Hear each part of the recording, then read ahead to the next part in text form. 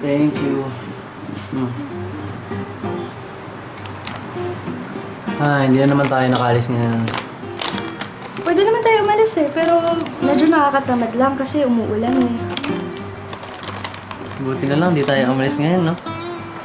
Mas masaya pa to sa kahit anong concert or movie eh. Ikaw talaga, Jam, napaka-bolero mo, kaya ka tumataba eh. Pwede ko kaya. Naisip ko lang, paano kaya tayo 5 years from now? As in, pag mag-asawa na tayo? Oo.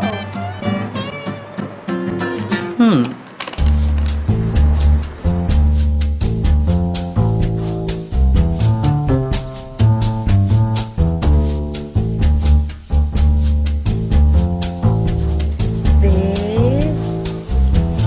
Ano to? Eh, parang honeymoon naman yung naiisip mo eh. Ba't kaya ganyan kayo mga lalaki? Siyempre, honeymoon muna after wedding, di ba? Eh, huwag ganun. So, ganito na lang. Kunwari, kakauwi mo lang after work. Hi! Hi, babe. How was your day? Eto, pagod. Daming pinapagawa ng boss ko eh. Ang aga ng deadline. Biruin mo, next week, submission. Anong tingin na sa'yo, Superman? Kaya kumain ka ng madami ngayon. Tsaka mag-vitamins ka. Alam mo, napipigon ako sa boss ko eh. Napaka-inconsiderate talaga eh. Kaya mo na lang sila. Huwag mo muna isipin. Anyway, may recital yung students ko this Saturday. Tapos ang cute-cute. Dumating na yung costume sila kanina. Yung girls may sunflower na headdress. Yung boys, iba-iba. May tree, Parang napalat naman yata ito luto mo. Anyway, I was thinking.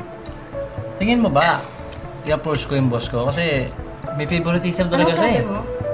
Yung boss ko may favoritism. Hindi yun. Yung sa pagkain. Napaalat yung luto mo? Napaalat? Ikaw kaya magluto araw-araw? Eh, ikaw kaya magtrabaho araw-araw. Ano problema mo? Ang init ang ulo mo. Eh, ang dami mong reklamo eh! Akit na ako, ligaw na ako. Ganun. Ako na nga nagluto. Ako pa maghuhugas. Sana kumuha ka ng lumid. Ano sabi mo? Ang sabi ko, mag-aaral na ako magluto ngayon pa lang. Ako naman, I promise, maghuhugas na ako ng pinggan. Basta, babe, huwag tayo mag-aaway ng ganun ah. Oo naman. Basta ba masarap ka magluto, hindi tayo mag-aaway. Ganun. Pinipressure mo ako. Relax. May panahon ka pa para maging chef. Ikaw talaga? Naisip mo na ba kung saan tayo titira? Don't worry, babe. We'll get our own place. Basta gusto ko yung magandang bathroom.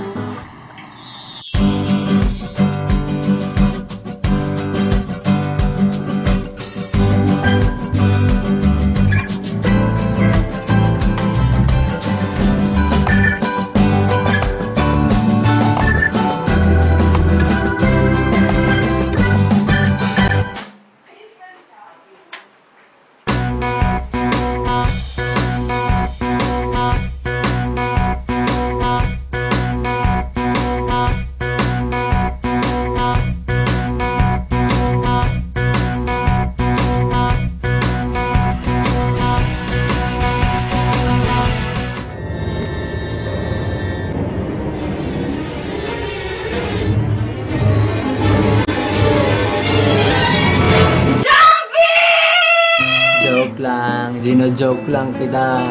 Basta, beba, magpatiyo ka tsaka magpuna. Sige ka, mamaya, madulas ako. Oo naman. Hindi na rin ako mag-iiwan ng mga dirty clothes. Pero sana naman, huwag naman puro color pink sa bathroom. I'll think about it. Andali, eto. Na-imagine ko, pagkasal na tayo, gusto ko lagi tayo magkasama pag weekends, ha? Beb? I love you. I love you. Yes! Yeah, yeah, yeah, yeah! Kobe! Pansinin mo naman ako. Nilalambing ako. Itaray mo naman. Good naman eh. Finals ng NBA, oh. Last quarter na lang to. Wait lang, okay? Sana basketball na lang nakasamili. 5 minutes, okay? 5 Ako minutes 1 na. second na lang, mapipikon na. Time out. Ganun talaga yan, bebe. Anong ganun talaga? Na basketball lang yun? Oo naman, pero isipin mo naman, finals yun. Hello, Lakers versus Celtics. Buong mundo nanonood nun. Sa bagay, ako naman makakasama mo forever eh. Oo naman. Pero sana, babe, huwag na natin pag-awayan yun. Ang babaw kasi. Oo nga, babe. Ba't ba natin iniisip yun? 5 years pa naman yun. Ikaw kaya nagsimula. Ah, ganun. Oops, joke lang. Tsaka na natin problemahin yun, no? I agree. Kasi parang may mas malaki tayong problema ngayon. Ha? Ano? Na kung anong movie yung papanoorin natin ngayon. Ito na lang? Hindi.